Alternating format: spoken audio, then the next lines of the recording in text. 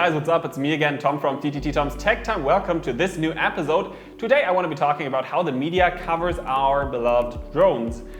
Because I actually had quite a negative personal experience with the media as I was invited to give a comment on the DFS, the German Airspace Control's annual press conference. I was invited by the SWR TV station from Germany. And before I talk about the report, let's just watch it. It only takes 2 minutes. And after that, I'll be talking about it, even though I must say it's a pretty inoffensive report. But still, there are some things that are simply wrong, and there are some things that I think are pretty fake. Let's watch it. Wenn Tom Frey seine Drohne aufsteigen sieht, dann steigt auch seine Laune. Tom Frey ist angehender Berufspilot und auch in seiner Freizeit beschäftigt er sich am liebsten mit dem Fliegen. Drohnenfliegen ist einfach nochmal was ganz anderes. Man sieht einfach alles aus einer anderen Perspektive. Gerade wenn man aus der Fotografie oder dem Film kommt, ist es natürlich nochmal ganz spektakulär, einfach alles von oben zu sehen. Die Welt sieht einfach nochmal ganz anders aus. Von seinen Reisen bringt Tom regelmäßig faszinierende Luftaufnahmen mit, wie hier aus Israel. In Deutschland ist das Fliegen von Drohnen seit kurzem strengeren Regeln unterworfen. Zum Beispiel ist es verboten, mit größeren Drohnen über Menschenansammlungen oder Krankenhäuser zu fliegen, genau wie ohne Erlaubnis über Privatgrundstücke. Doch das geht der deutschen Flugsicherung DFS noch nicht weit genug. Sie sieht ernste Gefahren für den Flugverkehr. 64 Mal hätten Drohnen im vergangenen Jahr Flugzeuge in Deutschland behindert. Das sind Behinderungen in der Gestalt, dass die Drohnen dem Flugzeug sehr, sehr nahe kommen, sodass der Pilot zeitweise die Befürchtung hat, es käme zum Zusammenstoß. Wir wissen aber nicht, wer diese Drohnen fliegt, da es keine Registrierungspflicht gibt für sie. Wir können sie im Übrigen auch nicht auf dem Radarschirm erkennen. Das heißt, wir sind darauf angewiesen, dass die Piloten, die diese Behinderungen erkennen, sie uns melden dann. Die meisten Störungen durch Drohnen gab es am Frankfurter Flughafen. Die DFS fordert, dass alle Drohnenbesitzer in Deutschland registriert werden, damit sie auch verfolgt werden können, wenn sie den Flugverkehr stören. Außerdem wird an einer Lösung gearbeitet, Drohnen künftig auf dem Radar erkennbar zu machen. Die deutsche Flugsicherung rechnet damit, dass es in Deutschland im kommenden Jahr 600.000 neue Drohnenbesitzer wie Tom geben wird und appelliert an alle Hobbyflieger, die Flugregeln auch einzuhalten. I told you there was nothing really offensive happening or being shown. It was only a basic report of how the DFS, the German Air Traffic Control, thinks about drones in the airspace, in the uncontrolled or even the controlled airspace, and the potential risks they cause to normal planes, to fixed-wing planes. And that was actually fine, but they invited me, the SWR, the TV station, they invited me because I reflect two perspectives. On the one hand side, I am a drone pilot. I love flying my drone just for fun, and I love flying my drone as a professional, earning some money with it. And that's the one thing. And on the other hand side, I'm a pilot student. And they told me that was enormous and they loved that idea because I basically could talk about airspace safety in depth, as I could be sitting inside my plane and I would want one of these drones to hit the plane. And on the other hand side, I, of course, am really one of those persons saying that there needs to be space for drones, for flying drones legally, and that we just can't criminalize that whole topic.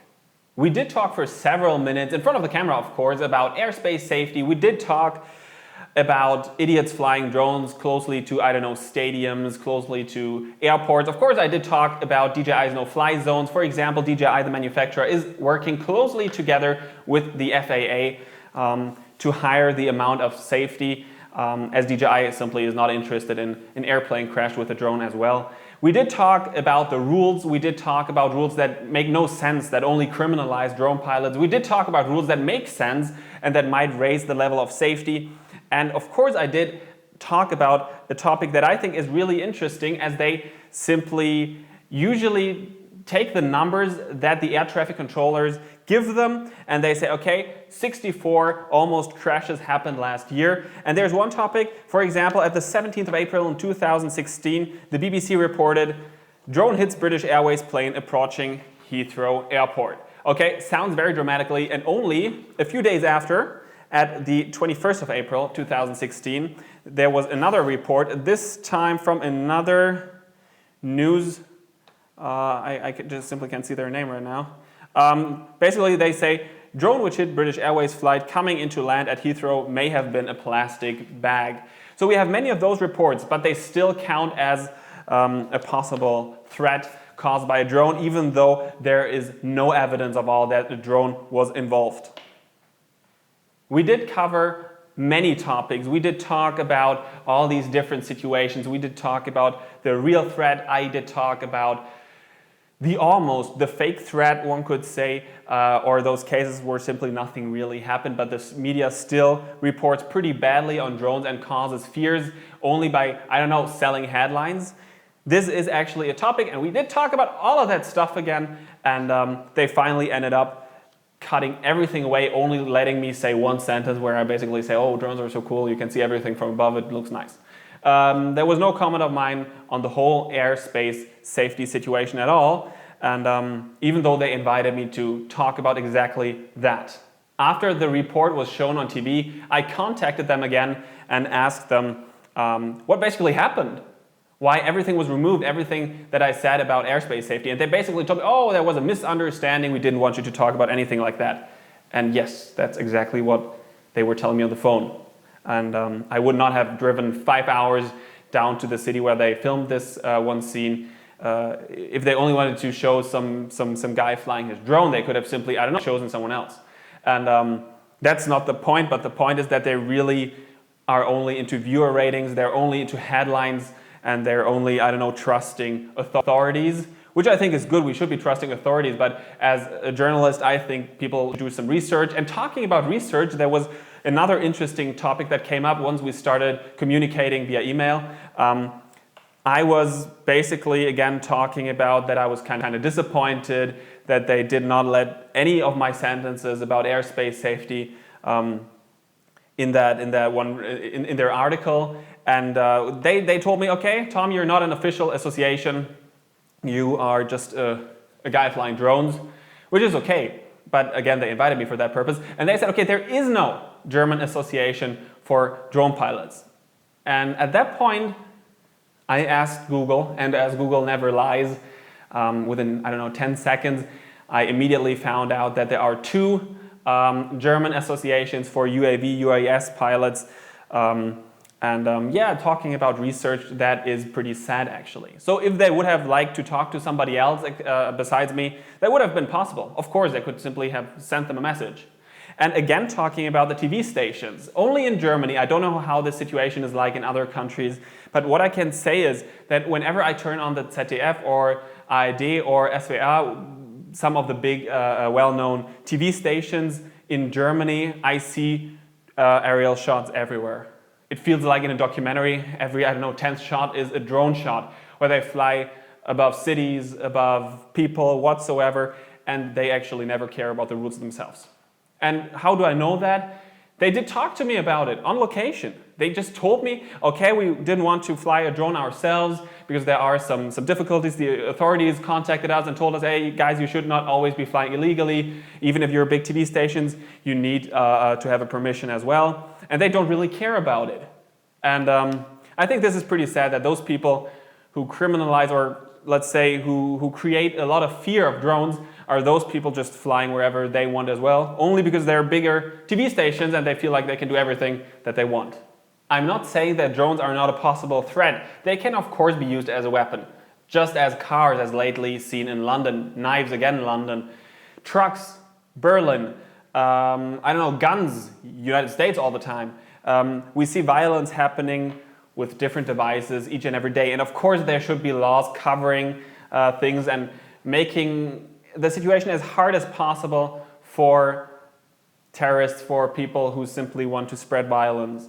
But this is not what this discussion is about. And again, I understand that the airspace authorities are interested in having clear rules. And I'm absolutely understanding all of that. And I'm not even criticizing that by now, because this is not a talk about how the regulations should be.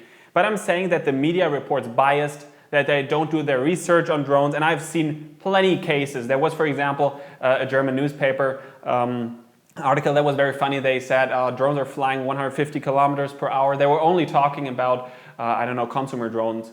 And they said, okay, they're flying super fast. They have close-up lenses, 150 millimeters.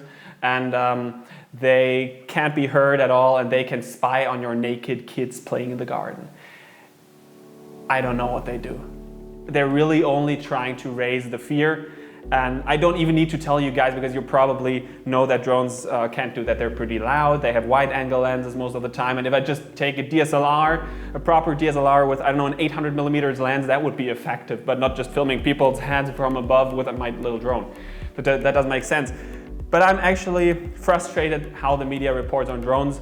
And I would be interested in knowing how the situation is like in your country. You can leave a comment down below in the comments, or you can comment on Facebook, facebook.com/group/TomsTechTime, because I actually think that this whole topic is really sad. And I did tell the SWR, the TV station again, I told them that I would be willing to work with them on any bigger report where they have more time. We could talk about drones, we could talk about the pros and cons both. Again, I understand both perspectives.